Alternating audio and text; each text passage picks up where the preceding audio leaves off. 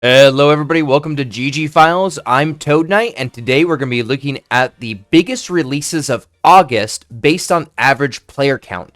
Now I'm getting this data from Steam charts, so take it with a grain of salt. This isn't the overall success of the game, it's just what Steam charts has recorded.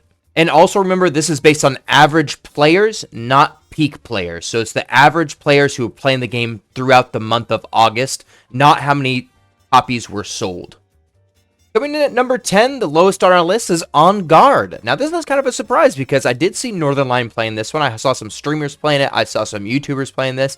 They had a lot of good promotion, but it looks like wasn't that big of a player base. It looks like, from what Steam Charts says, when it came out, it had a solid player base of 400 per day, but then it started dropping way down very quickly to about in the 50s. It's now resting in about 50 to 25 players a day.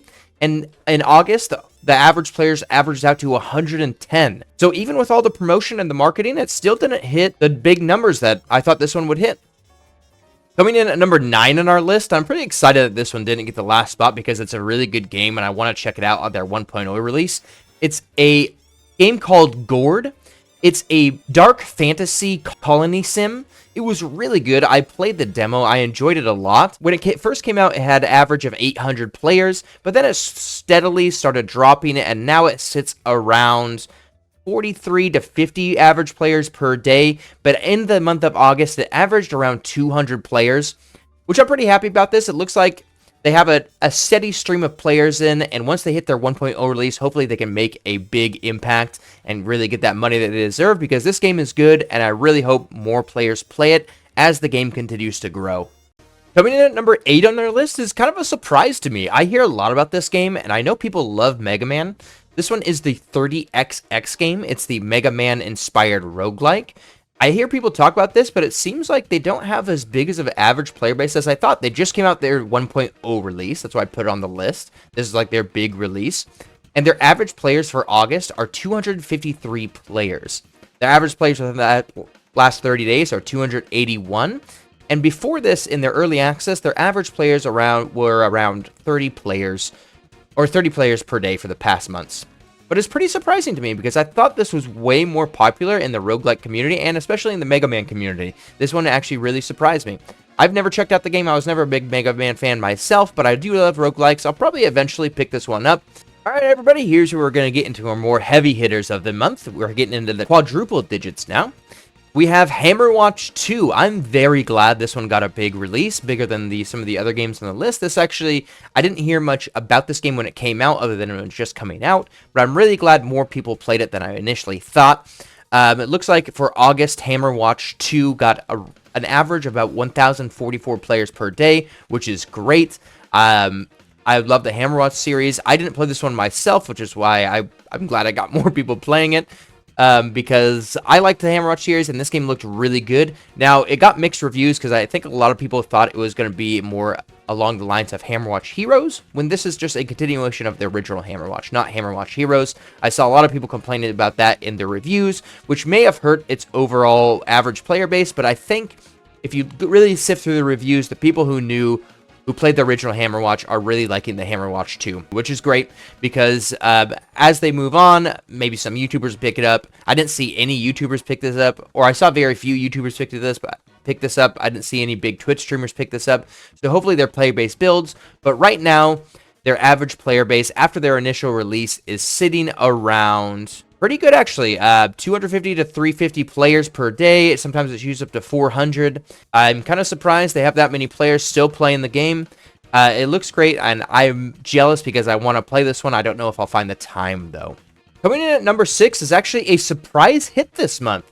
BlazBlue Entropy Effect. I know there's a big BlazBlue following, but I feel like this one wasn't really hyped out until after the release. This release hit, and then all of a sudden, tons of different YouTubers and Twitch streamers picked this one up because it was just a very good roguelike. And roguelikes, when they're good, they hit pretty hard. And BlazBlue did a great job. It averaged about 1,659 players per day in the month of August. On its initial release, it was averaging around 4,000 players. It did really good, and it's still averaging to this day around 1,700 players. And it came out mid-August, so that's doing very good. I think roguelikes have a certain longevity to them where you can just keep on playing over and over again, and it keeps their player base playing for quite some time. And BlazBlue is a good roguelike. I've seen a lot of videos about this one. There's a lot to do in this, and it was kind of a sleeper hit this month. It kind of came out of nowhere, and it's taking our number 6 spot on the list for most average players. Coming in at number 5 this month is a top-down tactical RPG.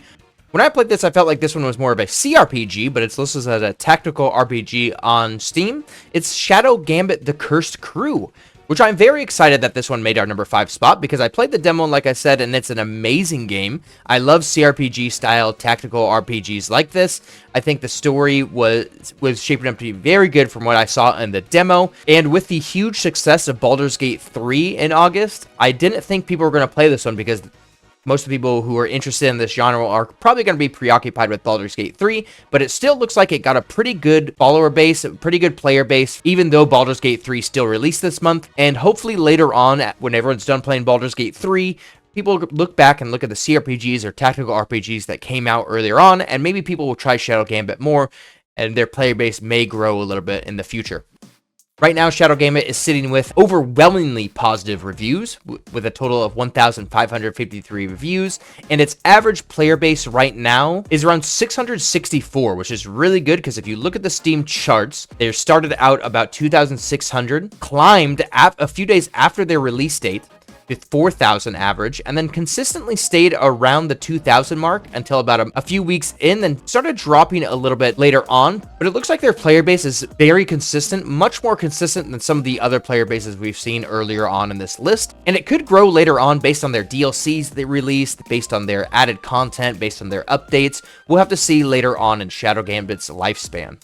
Coming in at number 4 on the list, I'm very excited for because it's a Cinderella story of a game. It's called Thronefall. It's a minimalistic strategy game. I played a lot of the demo of this. I enjoyed it a lot. This is Thronefall's early access release, and they averaged in the month of August 1,947 average players, which after the first week, their average players dipped significantly. On the first day of release, they averaged 6,700 players, but after the first week, they dipped way down to around 2,000 players on average, and now they're sitting around 400, 500, 300 players a day on average. But this is an early access release, so that player base is only going to go up with each new update, and their 1.0 release in the future is going to boost them way up there in average viewers. This game has a very, very bright future ahead of them, and it's an amazing game. I definitely recommend go check it out. It's only $6.99 on Steam right now, and it's sitting at overwhelmingly positive reviews with almost 5,000 reviews. So it's a great game. Definitely recommend checking it out. It's cheap. You can get it for $7. It definitely earned the number 4 spot in our list for most average players this month, and I definitely recommend this one. Coming in at number 3 on our list is a big surprise to me because I have never heard about this game. Not even when it came out. I still haven't heard. I didn't hear about it until I was looking the data up today of the biggest releases of August for indie games. But it's a game called Bomb Rush Cyberpunk. The tags on Steam are a 3D platformer action adventure stylized, and it looks like a Jet Set Radio or Hi-Fi Rush inspired game. Currently, it has overwhelmingly positive reviews with almost 6,000 reviews. On release, it had almost 7,000 average players, and now it's sitting around 800 average players per day. It came out mid-August. The average players throughout half of August were 2,337, which is incredible because I haven't seen any YouTube coverage or Twitch coverage of this game specifically. Maybe it's just outside of my realm of my algorithm, but this one really surprised me, and if you're into Jet Set Radio or Hi-Fi Rush, I definitely recommend checking this out. Clearly, it's blowing up in the month of August. The people who played it have really been loving it. Coming in at number 2, this one actually surprised me because I thought it was going to be number 1 of this month. Number 2 is Blasphemous II with an average player base of 4,615 in the month of August. With its average player base today around 1,800. I thought this one was going to be a lot more. I thought Blasphemous 1 is a pretty popular game, and Blasphemous 2 coming out, I thought it was going to blow up on Steam, but clearly I was wrong. I thought this was going to get our number 1 spot, which is interesting. If you don't know Blasphemous, it is a Metroidvania, one of the bigger Metroidvanias. It is a darker themed Metroidvania. It's pretty good. I enjoyed myself. I played all the way through this one. I think it's a little overrated in the grand scheme of things, but now that I say that, I feel like many people also thought that. I was surprised this one didn't take our #1 spot. It's got a lot of marketing behind it. It's got a lot of push behind it. People know it by name. If you say Blasphemous, people would probably know what it is. But yeah, it surprised me at such low numbers. I mean, I thought it was a little overrated, but clearly I think more people thought that than I assumed. But still a good game, pretty solid. I'd give it a 7 out of 10 overall. Right now it's sitting at very positive reviews with a total of 2,859 reviews. Yeah, this one surprised me. Taking our #1 spot this month is Sea of Stars. Now, Sea of Stars came out at the end of the month, so the numbers are very inflated here, but this still surprised me. I didn't know an older turn-based RPG like this was going to be so popular on Steam. Right now, it's sitting at 4,351 average players, and in the last 30 days, it has the average player base is at 5,302.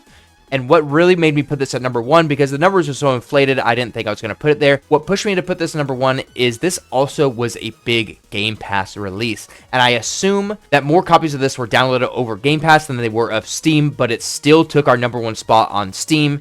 And that really surprised me for Sea of Stars. I think it deserves the #1 spot. I'm currently going through my playthrough right now. It's a turn-based RPG with mechanics similar to that of Legend of Dragoon on the PS1, where every attack you have to time in a certain rhythm. It's a very good game. I'm enjoying myself so far. I saw a lot of hype for this one before it came out, but when it came out, I think some of the hype died down. Some people were actually saying it didn't live up to the hype. I saw a lot of YouTube videos about how Sea of Stars kind of was a letdown, but still, it took our #1 spot this month, and it still has very positive reviews on Steam with 2,100 reviews. It's very early on in its livelihood, so we're going to see these numbers definitely drop in average player base.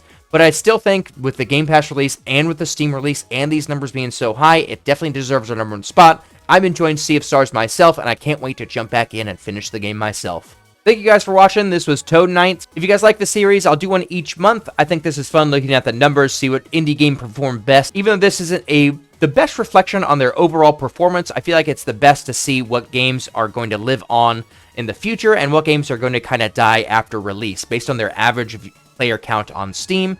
I think it's a good number to see how popular the game was on release and how popular it is going into the future. But I hope you guys enjoyed. Like, comment, and subscribe. The likes on each video let me know if a video idea is good, and I'll keep making videos like this in the future if it gets more likes than some of my other videos. But yeah, thanks for watching, guys, and I will see you in the next video.